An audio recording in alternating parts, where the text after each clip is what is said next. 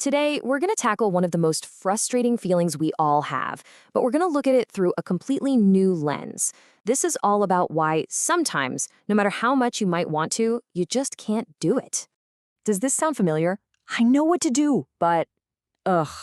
It's that sentence that just hangs in the air, right?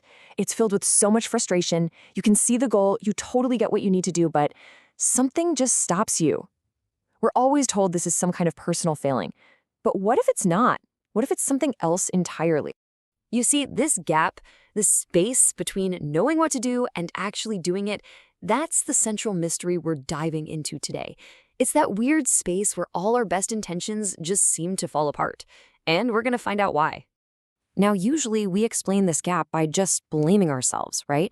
We point to the usual suspects. I lack motivation, or I'm afraid, or I'm self-sabotaging. But the idea we're exploring today suggests something pretty radical. It says that statement, I know what to do, but it's not an excuse. It's actually an accurate report of how your internal system is wired at that moment. The problem isn't your character, it's the architecture. So, to understand this internal architecture, we need a brand new concept. And that concept is topology. Think of it as the invisible landscape of your mind, the very shape that actually determines where you can and, more importantly, where you cannot go. So what is topology? Well, it's basically the set of rules that governs your internal movement. It defines which paths are open to you, which ones are like these smooth, paved highways that are super easy to travel on, and which ones are just completely blocked off. It's the very shape of what is possible for you in any given moment. And listen, this is the most crucial point. Topology is not about what you want to do. It's not a preference that you can just decide to change. It's the fundamental structure that everything else has to operate within.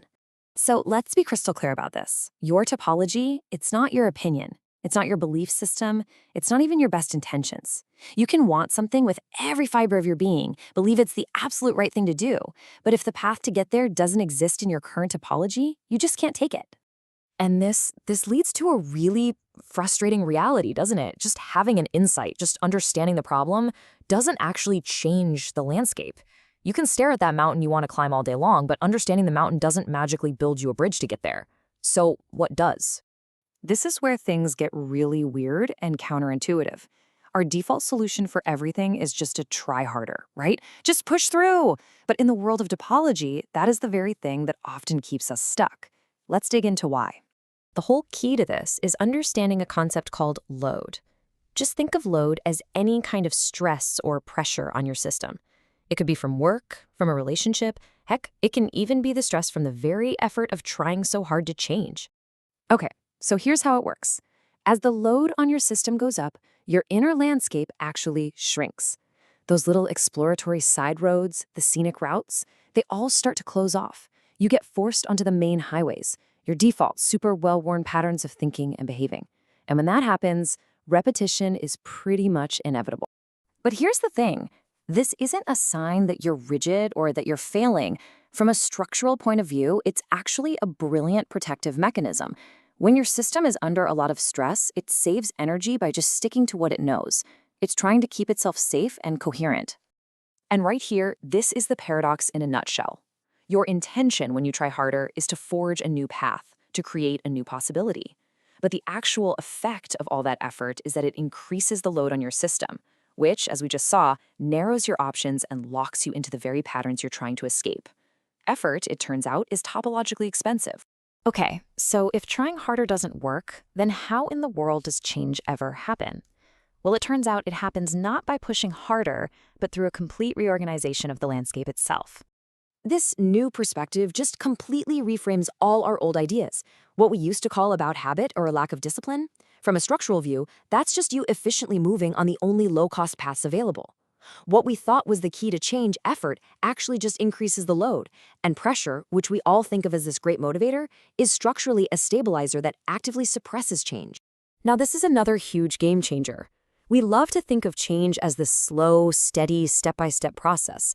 But structurally, that's not how it works at all. Topology doesn't just expand a little bit at a time.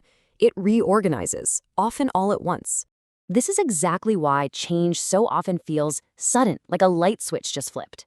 For a long, long time, you're operating below a certain threshold. The structure is stable, your options feel limited, nothing seems to be happening. Then you hit a critical point, a threshold, and bam, a rapid reorganization happens. The entire landscape shifts. Old roads might disappear, and brand new pathways suddenly open up that just weren't there before. So, what do we do with all this? Well, understanding topology doesn't mean we get to ditch our responsibility. It just completely reframes what being responsible actually means. You see, the old way of looking at this, that moral frame, it fails because it makes one fundamental mistake. It misreads the system's structure as a flaw in your character. And when you start introducing shame or self-criticism, you're just adding more load to the system, which, as we now know, makes the very constraint you're trying to fix even worse. So our responsibility shifts in a really big way. It's no longer about trying to brute force a behavior that the structures simply can't support.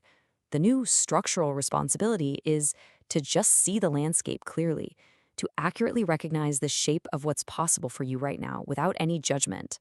This gives us a much kinder and, frankly, a much more effective way to see ourselves.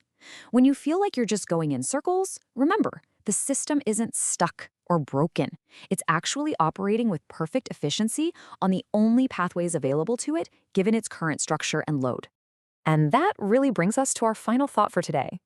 Instead of beating ourselves up and asking, why can't I just do it? We can start asking a much more powerful question. What becomes possible when you stop fighting your own internal landscape, and instead you start to accurately and compassionately understand its shape?